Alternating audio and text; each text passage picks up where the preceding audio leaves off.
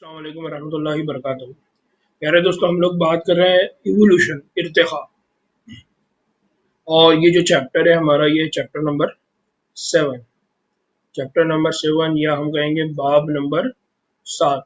इसकी हम स्टडी कर रहे हैं, इसको हम समझने की कोशिश कर रहे हैं। तो इवोल्यूशन को अब तक हमने समझा। इवोल्यूशन का आज जो टॉपिक हम पढ़ने वाले हैं, ये बहुत इंपॉर्टेंट टॉपिक है।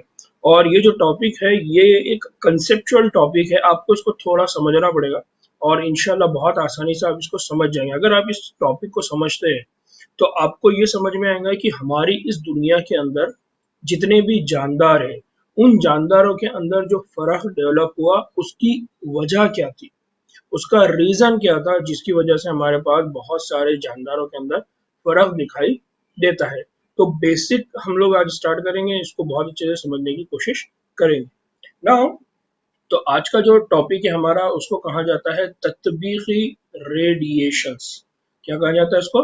तत्बीकी रेडिएशंस, या उसको इंग्लिश में कहते हैं अडेप्टिव रेडिएशन। एग्जाम में एनसीईआरटी नीट एग्जाम में इस पर क्वेश्चन पूछा जाता है, इसलिए इस टॉपिक को अच्छे से समझने की क्या करिए, कोशिश करिए।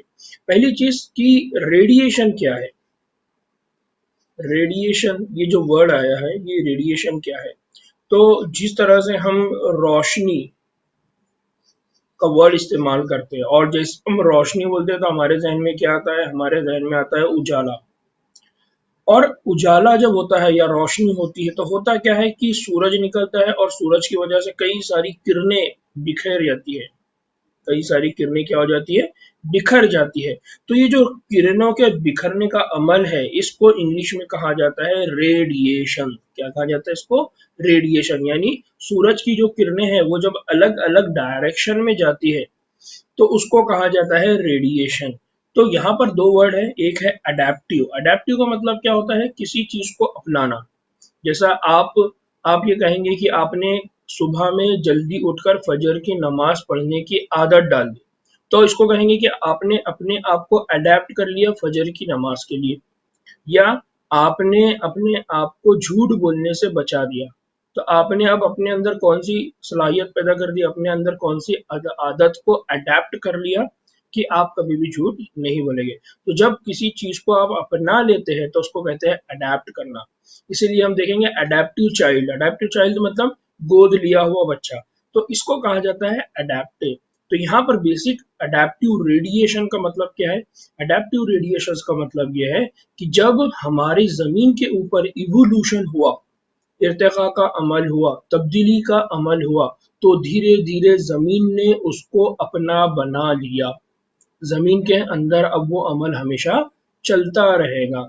इस कंसेप्ट को कहा जाता है अडेप्टिव रेडिएशन। इसको और अच्छे से आगे हम समझने की कोशिश करेंगे। बस मैंने आपके सामने दो ये जो लफ्ज हैं उनको समझाने की कोशिश की है ना। ये जो अडेप्टिव रेडिएशन का कंसेप्ट है, ये कहाँ से स्टार्ट होता है?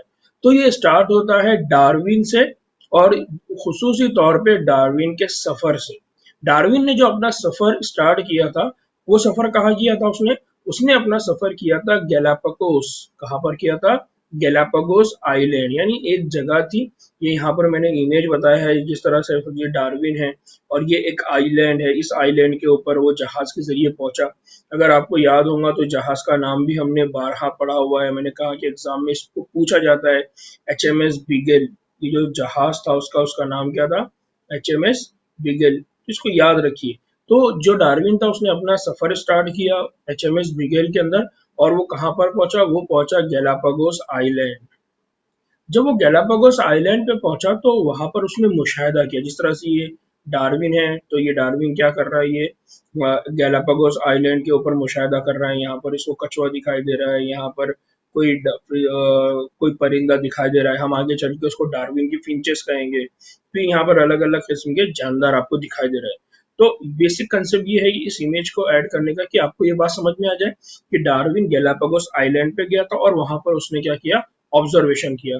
तो वहां उसने क्या किया? मखलूक़ात के हैरान कन तनु को उसने क्या किया? मुशाहिदा किया। तनु मतलब वेरिएशन। जितने भी वहां पर जानदार थे, उन जानदारों को उसने देखा, और उसने देखा कि वहां पर बहुत अलग अलग किस्म के अलग अलग जानदार वहां पर मौजूद है। और उसमें उसने स्पेशली और खुसूसी तौर पे जिस चीज के ऊपर उसको दिलचस्पी आई वो क्या थी कि उसने देखा कि छोटे काले परिंदे हैं वहां पर, और वो छोटे काले परिंदे जितने भी हैं उस वो जिनको देख रहा था उसने उनको हैरान कर दिया। डार्विन को वो परिंदों ने क्या कर दिया, हैरान कर दिया। क्यों कि जब डार्विन वहां पर पहुंचे तो उन्होंने वहां पर उन परिंदों के अंदर जो चोंच थी, उनकी जो चोंच थी, उनकी जो फिंच थी, वो उसके अंदर उन्होंने देखा कि बहुत बड़ा फर्क है।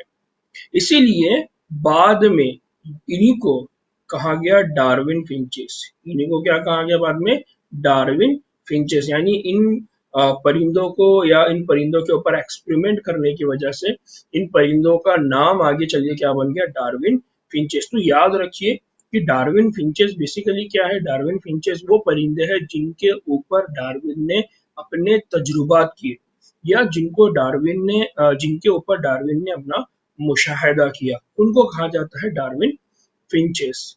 फिर जब वो ये तवज्जो कर रहा था तो उसने ये बात का अंदाजा किया कि ये एक ही जजीरा, यानी जो जजीरे पे वो जाके रुका, गैलापागोस आइलैंड, और इसमें भी उसने देखा कि बहुत सी वैरायटीज के फिंचेस हैं। यानी उसने देखा कि यार यहाँ पर जितने भी परिंदे हैं उनकी जो चोंच है वो तो बहुत सारी अलग अलग किस्म की है। ये एक ही आइलैंड है और इस एक ही आइलैंड के ऊपर इतने ज्यादा अलग अलग किस्म के फिंचेस हैं।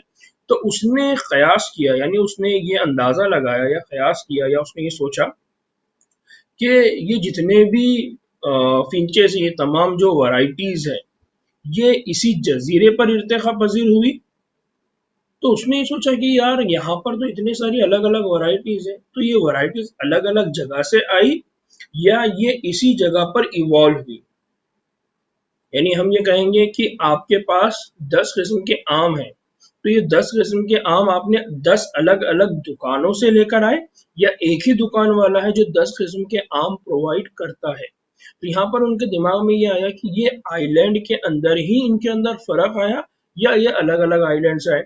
तो उन्होंने इस बात का अंदाजा लगाया कि ये जितने भी फिंचेस है जिनके अंदर आपको फर्क दिखाई दे रहा है, जिनकी चोंचें अलग अलग दिख रही है, तो ये जितनी भी वैरायटीज है ये इसी जजीरे के ऊपर इर्तिका पजीर हुई थी। इनके अंदर जो चेंज आया, इनके अंदर जो तब्दीली आई, वो इसी जजीरे के ऊपर आई। अब ये तब्दीली क्यों आई, इसको उन्होंने समझाया। उन्होंने क्या कहा कि बुनियादी तौर पर बीज खाने वाली खूबियों से, क्या, बुनियादी तौर पर बीज खाने वाली खूबियों से तरमीम शुदा चोंचे वजूद में आई, जिन्होंने उन्हें सब्जीखोर फिंचेस से कीड़ाखोर फिंचेस बनने के काबिल बना दिया। अब मैं इसको और आसान कर समझ आता हूँ। उनका कहना यह था कि जब इस गैलापागोस आइलैंड के ऊपर पहले जमाने में जो फिंचेस थी या जो परिंदे थे जिनकी चोंचें थी, तो वो चोंचें इस तरह की थी कि वो सिर्फ इस आइलैंड से फलों को खाते थे, सब्जियों को खाते थे।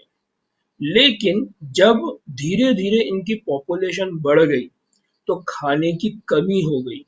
खाने की कमी होने की वजह से ये हुआ कि कुछ परिंदों ने ये डिसाइड करे कि अब हम सब्जी खाएंगे नहीं, सब्जी खाने के बजाय हम दूसरा खाना ढूंढेंगे। दूसरा खाना उन्होंने क्या ढूंढा, दूसरा खाना उन्होंने ढूंढा कीड़े मकोड़े, जिसको वो खाने लग गए। तो धीरे धीरे क्या हुआ कि कुछ परिंदे जो सब्जी खोर थे वो धीरे धीरे कीड़े खोर बन गए। तो आगे चल के क्या हुआ कि सब्जी खाने के लिए जिस किस्म की चोंच इनको चाहिए थी, अब वो चोंच कीड़े खाने वाले परिंदों के अंदर बाकी नहीं रही। तो धीरे धीरे क्या हुआ, सब्जी खोर चोंच से कीड़े खोर चोंच बन गई। अगर आपने आपके घर पे मुर्गियों को देखा होगा तो आपने देखा होगा कि उनकी जो चोंच होती है उसकी जो सामने का जो सिरा होता है वो थोड़ा सा टेढ़ा होता है। क्यों होता है, क्योंकि वो जब अपने पैर से मिट्टी को हटाती है साथ ही साथ वो चोंच से अंदर मिट्टी को खिसकाती है और अंदर से जो भी कीड़े मकोड़े उसको निकालती है। तो इस तरह से पकड़ के निकालने के लिए उसकी ये जो चोंच का सिरा है ये थोड़ा और टेढ़ा होना चाहिए। उसके मुकाबले में जो सब्जी खोर होते हैं, क्योंकि उनको जो भी ग़िज़ा मिल रही है, जो भी फ्रूट्स मिल रहा है, वो खाने के लिए वो ऊपर लटका होता है, तो उनकी चोंच जो है वो सीधी होती है। वो सीधा उस फल को, उस पत्ते को, उस सब्जी को खा सकते हैं। लेकिन इनको कीड़ा जमीन से निकाल कर खाना होता है, इसलिए इनकी चोंच क्या होती है, थोड़ी सी टेढ़ी होती है। तो अब क्या हुआ कि जो चोंच थी, जो फिंच थी, पहले सब्जी खाने वालों के अंदर अलग हो गई और कीड़े खाने वालों के अंदर क्या हो गई, अलग हो गई। तो इसी मुशाहिदे के ऊपर डार्विन ने अपने तजुर्बात किए। तो उन्होंने क्या कहा कि एक ही आइलैंड के ऊपर अलग अलग परिंदों के अंदर अलग अलग चोंच इवॉल्व हुई। तो इससे उन्होंने ये कंसेप्ट लगाया कि जमीन के ऊपर इवोल्यूशन होता है और ये इवोल्यूशन अडेप्टिव होता है, तत्बीकी होता है। क्यों तत्बीकी होता है? क्योंकि पहले ये सब्जी खोर थे, तो ये किसके लिए अडेप्टेड थे, किसके लिए इन्होंने अपने आप को तब्दील किया था, सब्जी खाने के लिए। लेकिन जैसे जैसे इनकी जिंदगी आगे बढ़ी, इनको खाने के लिए कीड़े मिलने लगे, तो इन्होंने अपने आप को इनमें से कुछ परिंदों ने अपने आप को इस तरह से तब्दील कर दिया कि अब वो कीड़े खाने लग गए। अब वो सब्जी नहीं खाते, बल्कि अब उन्होंने अपने आप को कीड़े खाना शुरू किया। तो पहले एक रेडिएशन बनी, बाद में दूसरी रेडिएशन बनी, यानी पहले एक किरण आई, उसी किरण से दूसरी एक और किरण फूटी, यानी एक रोशनी से दूसरी रोशनी फूटी। इसलिए उसको वो कहते हैं अडेप्टिव रेडिएशन, यानी एक से दूसरे लेवल पे दो किरणें क्या हुई, अलग होती चली गई। तो इसको आप और अच्छे से समझ सकते हैं। जैसे आपका मोबाइल है, पहले जमाने में ये होता था कि हमारे पास जो मोबाइल जो फोन था वो बेसिक फोन था, जिसके अंदर हम रिसीवर कान से लगा के बात करते थे। बाद में मोबाइल आया, तो उसमें बटने आए। फिर फिर वो जो जनरेशन, मतलब वो जो जनरेशन थी पुरानी, अब उसके बाद फिर नया आया कि उसके ऊपर स्क्रीन आई, थोड़ा बड़ा हो गया मोबाइल, और उसके अंदर बहुत सारे फीचर्स आना शुरू हुए। फिर अब उसके बाद एंड्रॉयड मोबाइल आया। तो धीरे धीरे अब क्या हो गया, पहले वाला मोबाइल एक रेडिएशन, दूसरे वाला मोबाइल दूसरी रेडिएशन, तीसरा वाला जो नया एंड्रॉयड आया वो तीसरी रेडिएशन। तो इस तरह से क्या होता चला गया, मोबाइल्स के अंदर भी अडेप्टिव रेडिएशन की लोग अब अलग अलग तरह के क्या करने लगे, मोबाइल का इस्तेमाल करने लगे। तो आप सिंपल ये समझ सकते हैं कि ये हमारा फोन था। अब इस फोन से एक रेडिएशन निकली जिसमें सिंपल मोबाइल आया, दूसरी रेडिएशन निकली, उसके अंदर हमारे पास और छोटे किस्म का मोबाइल आ गया, तीसरी किस्म वो निकली जिसके अंदर क्या हो गया, हमारे पास एंड्रॉयड मोबाइल आ गया। अब हम स्क्रीन के ऊपर टच पैड का इस्तेमाल करते। तो ये एक रेडिएशन, ये दूसरी रेडिएशन, ये तीसरी रेडिएशन। आज लोग इसको भी इस्तेमाल करते हैं, लोग इसको भी इस्तेमाल करते हैं, लोग इसको भी इस्तेमाल करते हैं। तो इनमें से कोई भी वैरायटी आज जमीन से खत्म नहीं हुई। आज भी कुछ लोग सिंपल मोबाइल इस्तेमाल करते हैं, आज भी कुछ लोग बटनों वाले मोबाइल इस्तेमाल करते हैं, आज भी कुछ लोग एंड्रॉयड मोबाइल कर सकते हैं, और कुछ लोग आज भी नए जनरेशन के पीछे दौड़ रहे हैं, नए किस्म के मोबाइल के पीछे दौड़ रहे हैं। तो इस किस्म के अडेप्टेशन को, इस किस्म के एक्सेप्टेंस को, इस किस्म की नई तब्दीली को कबूल करने के अमल को कहा जाता है अडेप्टेशन, अडेप्टिव रेडिएशन इनको कहा जाता है। तो यही कंसेप्ट उन्होंने आगे एक्सप्लेन किया कि एक दिए हुए जोग्राफियाई इलाके, एक ऐसा इलाका या जोग्राफियाई इलाका में मुख्तलिफ अनवा का इर्तिखा, यानी मुख्तलिफ अलग अलग किस्म के जो परिंदों के चोंच डेवलप हुई उसकी बात कर रहे हैं कि जोग्राफियाई इलाके में मुख्तलिफ अनवा का इर्तिखा के ये जो अमल है, जो एक जगह से शुरू होकर दूसरे जोग्राफियाई इलाकों यानी महलो वक़ो तक शुआई अंदाज से जाता है, उसे अडेप्टिव रेडिएशन कहते हैं। यानी क्या हुआ कि गैलापागोस आइलैंड के ऊपर जो परिंदे थे उनके अंदर धीरे धीरे तब्दीली आई, इवोल्यूशन हुआ। अब उस गैलापागोस आइलैंड पे अगर उनको खाने के लिए मिल रहा है तो ठीक है, नहीं तो अपने खाने के लिए वो किसी और दूसरे आइलैंड पे जाएंगे, फिर वो उस आइलैंड से किसी और आइलैंड पे जाएंगे। इस तरह से क्या होगा, उनकी जनरेशन फैलती चले जाएंगी, उनके अंदर क्या होता चला जाएगा, रेडिएशन। यानी जिस तरह से सूरज की किरणें फैल जाती है, इस तरह से ये नई जनरेशन क्या होती चली गई, फैलती चली गई, और वहीं पर अब वो सरवाइव कर रही है, वहीं पर वो जिंदा है। तो इस कंसेप्ट को कहा जाता है अडेप्टिव रेडिएशन। तो सिंपल अल्फाज में आप ये समझ सकते हैं कि किसी जानदार जो एक जगह पे रह रहा है, अगर उसके अंदर धीरे धीरे तब्दीलियां होते जाती है और वो अपनी एक जगह से दूसरी जगह जब जाने जाता है वहां पर भी वो सरवाइव करने लगता है। तो जिस तरह से एक सूरज की रोशनी एक जगह से दूसरी जगह जाती है, इसी तरह से ये जो जानदार है ये एक जगह से दूसरी जगह जाते हैं और वहां पर अपने आप को अडेप्ट करते हैं, अपने आप को वहां पर जिंदा रहने के काबिल बनाते हैं। इस कंसेप्ट को कहा जाता है अडेप्टिव रेडिएशन। ठीक है, तो ये क्या था, डार्विन की जो फिंचेस थे, डार्विन की फिंचेस इस मजहर की बेहतरीन मिसालों में से एक है। यहाँ पर और डायग्राम में देखिए कि ये एक किस्म की फिंच है, ये दूसरे किस्म की फिंच है, ये तीसरे किस्म की फिंच है और ये चौथे किस्म की फिंच है। इन फिंचेस में देखिए ये जो फिंच है ये थोड़ी बड़ी है, ये फिंच थोड़ी सी लंबी है और सामने से रास्ता। ये तीसरी वाली देखिए ये दोनों भी एक इक्वल पार्ट पे आकर रुक गए वाली फिंचेस है, और इसको अगर आप देखेंगे तो ये तो थोड़ी सी दबी हुई और थोड़ी सी लंबी है। और अगर आप कुछ फिंचेस देखेंगे तो आपको ऐसी लंबी लंबी फिंचेस आपको क्या होंगी, दिखाई देंगी। क्यों? क्योंकि ये जो फिंचेस है अभी पानी के अंदर काम करेंगे, तो धीरे धीरे क्या हुआ, अपने इन्वायरमेंट के हिसाब से, अपनी जगह के हिसाब से इनकी चोंच के अंदर तब्दीली आई और उन्होंने उस जगह को क्या कर लिया, अपना लिया। अब वो उसी जगह पे रहते हैं। तो इसको कहा जाता है adaptive radiation. Now adaptive radiation की एक और एग्जांपल है, वो है ऑस्ट्रेलिया की। कहाँ की है? ऑस्ट्रेलिया। तो ऑस्ट्रेलियन मार्सोपियल्स ये अडेप्टिव रेडिएशन की दूसरी बड़ी एग्जांपल है। क्या है कि जितने भी यानी मुतअद्दिद मार्सोपियल्स, जितने भी मार्सोपियल्स है, जितने भी है वो सब हर एक दूसरे से क्या है, मुख्तलिफ थे। जितने भी मार्सोपियल्स है वो एक दूसरे से क्या है, मुख्तलिफ है। एक ही मौरूसी शाख यानी एंसेस्ट्रल स्टॉक से इर्तिका पजीर हुए।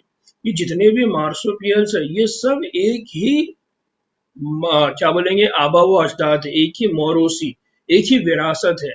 लेकिन इनके अंदर क्या हुआ, इर्तिका हुआ, इनके अंदर क्या हुआ, इवोल्यूशन हुआ। लेकिन सबके सब ऑस्ट्रेलियन बर्रे आजम के अंदर थे। खास बात है कि एक ही जगह पर आपको ये सारे मार्सोपियल दिखाई देंगे ऑस्ट्रेलिया के अंदर, और कहीं पर नहीं दिखाई देंगे आपको। जब लगता कि ये एक से ज्यादा अडेप्टिव रेडिएशन एक अलग थलग जोग्राफियाई इलाके में या मुख्तलिफ वहले वकूअ की नुमाइंदगी करते हुए वाक़ हुए हैं तो इसे कन्वर्जेंट एवोल्यूशन कहते हैं। अब ये एक खास बात है कि ये जितने भी जानदार है मार्सोपियल फैमिली के, तो इनमें खास बात क्या है, इनमें खास बात यह है कि आप मतलब अगर आप ऑस्ट्रेलिया के जितने भी एनिमल्स हैं या ऑस्ट्रेलियन बर्रे आजम की अगर आप बात करेंगे तो वहाँ जितने भी जानदार है, वो जानदार और बाकी के बर्रे आजमों के जानदार उनमें बहुत फर्क है। जितने भी जानदार जो ऑस्ट्रेलिया के बर्रे आजम में आपको दिखाई देंगे वो सब एक दूसरे के जैसे हैं। खास बात यह है कि हर एक के अंदर एक जैसी खूबियां है और उनके अंदर इवोल्यूशन भी उस किस्म का हवाला है। उन्होंने सब ने अपने आप को एक ही किस्म के अंदर, एक ही तरह के अंदर तब्दील किया है, अपने आप को उन्होंने अपनाया हुआ है। नतीजे में वहां पर जिस किस्म का इवोल्यूशन हुआ उस इवोल्यूशन को कहा जाता है कन्वर्जेंट इवोल्यूशन, यानी एक जैसे बनने का अमल। फॉर एग्जाम्पल यहाँ पर आप अलग अलग जानदार देख रहे हैं, यहाँ देखिए मार्सोपियल रेडिएशन। तो मार्सोपियल रेडिएशन के अंदर आप देखेंगे कि यहाँ पर फॉर एग्जाम्पल भेड़िया है या टाइगर बिल्ली है या यहाँ पर चूटीखोर धारीदार है या मार्सोपियल चूहा है, या आप कंगारू की बात करें जो बहुत ज्यादा हम देखते हैं, या वोम्बेट की बात करें या पेंडिकॉट की बात करें या कोआला या मार्सुपियल मोल्ची या शक्कर ग्लाइडर की बात करें, तो आप देखेंगे कि ये जितने भी जानदार है ये एक ही जानदार से क्या हुआ, धीरे धीरे धीरे धीरे धीरे क्या हुआ है, अपने आप को इन्होंने क्या किया, अडेप्ट किया और अलग अलग इन्वायरमेंट के हिसाब से। लेकिन ये सब सिर्फ आपको कहाँ दिखाई देंगे, ऑस्ट्रेलियन बर्रे आजम के अंदर। यानी अगर मैं 2 मिनट के लिए ये कहूँ कि अगर आज हम यहाँ से कोई जानदार को ऑस्ट्रेलिया में भेजते हैं तो वो जानदार कुछ सालों के बाद ऑस्ट्रेलियाई बर्रे आजम के अंदर मौजूद जानदारों के जैसी अपनी जिंदगी गुजारना शुरू कर देगा। तो अब क्या हुआ कि वो यहाँ से तो वहां गया था, लेकिन उसने अपनी जिंदगी वहां गुजारने के बजाय, या जिस तरह से वो यहाँ हिंदुस्तान में अपनी जिंदगी गुजारता था उसके बजाय अब वो ऑस्ट्रेलियाई तर्ज पे अपनी जिंदगी गुजारने लग गया। उसने अपने आप को वहाँ अडैप्ट कर दिया, उसने अपने आप को वहाँ तब्दील कर दिया। और ये जो तब्दीली का अमल है, इसको कहा जाता है कन्वर्जेंट इवोल्यूशन। जैसा हम कन्वर्ट करते हैं, यानी किसी चीज को, एक चीज को दूसरी चीज में तब्दील करते हैं, तो उसी तरह से वहां पर उसके अंदर इवोल्यूशन होगा, और वो इवोल्यूशन जिस किस्म का रहेगा, वो वहाँ के जानदारों के हिसाब से अपनी जिंदगी गुजारने लगेगा। इसलिए उसको कन्वर्जेंट इवोल्यूशन कहा जाता है। तो जितने भी मार्सोपियल है, हालांकि वो सब एक ही मौरूसी खसूसियात शो करते हैं, एक ही वालिदैन से है, एक ही एंसेस्ट्रल स्टॉक करते हैं, लेकिन उनके अंदर इर्तिका हुआ। लेकिन उसके बावजूद भी उन्होंने जो अडेप्टिव रेडिएशन इस्तेमाल किया, वो बाकी के सारे जोग्राफिया इलाकों से अलग अलग है। क्यों? क्योंकि उन्होंने जिस तरह का अडेप्टिव रेडिएशन इख्तियार किया, उस अडेप्टिव रेडिएशन के अंदर इम्पोर्टेंट ये है कि उन्होंने शो किया कन्वर्जेंट इवोल्यूशन, कि तकरीबन जानदारों के अंदर एक जैसी खसूसियात आई है। वो अलग अलग थे, लेकिन उनके अंदर क्या हुआ, एक जैसी खसूसियात डेवलप हुई। ऑस्ट्रेलिया में ऑस्ट्रेलिया में प्लासेंटल प्लासेंटल पिस्तानिये भी अडेप्टिव रेडिएशन का इजहार करते हैं, जो ऐसी वैरायटीज में इर्तिका पजीर होते हैं कि हर एक मुतकाबली मार्सोपियल की तरह लगता है, जैसे पेलेंटाइन भेड़िया, तस्मानिया वल्फ और मार्सुपियल। तो यहाँ खास बात क्या याद रखने की है कि इनके अंदर जिस तरह की भी तब्दीली होती है, हालांकि ये अडेप्टिव रेडिएशन फॉलो करते हैं, इनसे भी अलग अलग वैरायटी बनती है, लेकिन उसके बावजूद भी उनके अंदर सिमिलैरिटी होती है। एक खसूसियात, एक जैसी खसूसियात उनके अंदर हमको देखने को मिलती है। और ये सिर्फ नॉन प्लासेंटल बल्कि प्लासेंटल, यानी वो एनिमल जिनके अंदर प्लासेंटा होती है, जो बच्चे देती है, जिनके अंदर दूध देने की सलाहियत होती है, उनके अंदर भी आपको इस तरह की कन्वर्जेंट इवोल्यूशन के एग्जाम्पल्स देखने को मिलेंगे। तो ये बहुत बेसिक कंसेप्ट है अडेप्टिव रेडिएशन। एग्जाम में इन पर क्वेश्चंस पूछे जाते हैं, सवालात किए जाते हैं, और यहाँ से सवालात में जो क्वेश्चन किए जाते हैं उसको याद रखिए कि फॉर एग्जांपल पूछा जाएगा कि कन्वर्जेंट इवोल्यूशन क्या है, तो या तो डायरेक्ट डेफिनेशन पूछेंगे, या आपको कोई एक एग्जाम्पल बताएंगे कि ये एक प्लेस है और इस प्लेस के ऊपर सब्जी खोर है, इस प्लेस के ऊपर कीड़े खोर है, इस प्लेस के ऊपर पानी में रहने वाले जानदार है। ठीक है, तो अब ये बताएंगे कि जानदारों के अंदर ये हुआ कि कुछ सब्जी खोर बन गए, कुछ कीड़े खोर बन गए, कुछ पानी में रहने वाले बन गए। तो जब इस तरह का रेडिएशन होता है या इस तरह की तब्दीली होती है, इस तरह का इवोल्यूशन होता है, तो इस इवोल्यूशन को आप क्या कहेंगे, और वहां पर अलग अलग ऑप्शंस रहेंगे। तो इस तरह से कुछ थिंकिंग वाले, या हम ये कहेंगे कि थोड़े टिपिकल टाइप के क्वेश्चंस बनाए जाते हैं। इसलिए आप इस कंसेप्ट को अगर अच्छे से समझते हैं, तो आपको उन सवालात के जवाब देना बहुत आसान होगा। तो अगर इसमें कुछ कंसेप्ट है, अगर आपको नहीं समझ में आए, तो आप व्हाट्सएप पर, फेसबुक पर, या मेरे मोबाइल पे क्वेश्चंस कर सकते हैं। दुआ में याद रखिए, इंशाल्लाह नेक्स्ट लेक्चर में फिर मुलाकात होगी। अस्सलाम वालेकुम वरहमतुल्लाहि वबरकातुहू।